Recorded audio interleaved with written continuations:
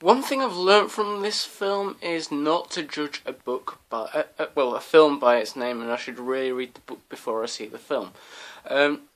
Yesterday I went to go and see How I Live Now. Now, if you don't know what it's about, but you're planning on going to see it, and you're into not sort of weird type films, but say a bit more controversial, you'll absolutely love it, because it was absolutely brilliant. I was expecting it to be like a happy film. I'll explain what I thought it was going to be by the name and by the small amount of review I had read of it. I was expecting it to be an American girl who comes over to UK and has like an adventure and ends up changing her way. Which it was in a way, but not quite the spectacle I imagined it. Okay, it's about World War III if you haven't seen it. Which seems completely preposterous, I know, but the scary thing is this sort of thing could happen at any time.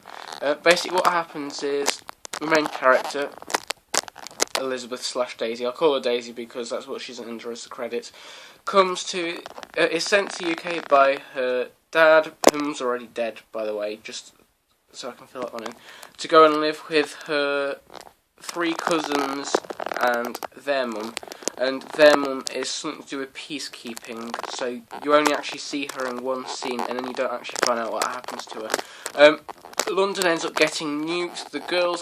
There's 1 female cousin and 2 male cousins. The girls end up going to a residential area, the boys end up going to an army camp,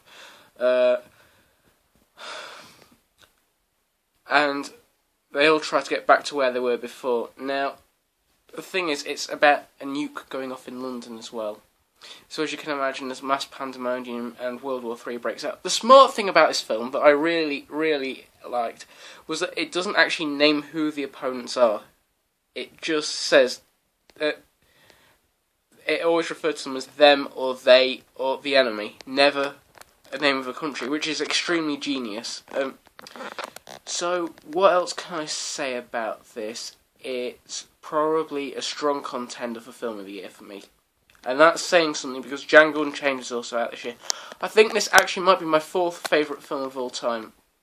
Because it was, from start to finish, it was in, not the same way that The Conjuring was intense, but it was intense because the majority of films that you see, the characters are only there for a couple of seconds. Now, there was about 4 main characters, a couple of side characters, and that was about it. So when something happens to them, you feel it more than, say, I don't know, Dread or something like that. I know it's a poor comparison. Quite shocking scenes in it. You see a lot of, you see a child get shot. You see, you don't actually see the women get raped, but there's like young girls being raped, but you don't actually see it. There is a scene where the 2 main female characters go to where their brother/cousin, because it's the American, have been taken, and there's all these dead children in bin bags, and they find one of them in there. That's quite shocking as well. It's quite brutal when you watch it, because this thing could actually happen at any time. The ending wasn't what I was expecting. For the majority of the film, I thought this was not going to have a happy ending. Yeah, spoiler, has a happy ending. But I won't tell you what. Very well made, and if you was watching it, you could easily think that it could be a Danny Boyle film. I know that it's a Film 4 film, and he has worked for them before, but the film from start to finish was utter genius. I'm going to have to give it a 10 out of 10 for the fact that it was completely flawless, and there wasn't anything they could do to improve it. Definitely one of the most entertaining films I've watched in a long time, but probably not like the same way as, say, Django Unchained entertaining. Entertaining as it keeps you thrilled and keeps you at the edge of your seat the whole time.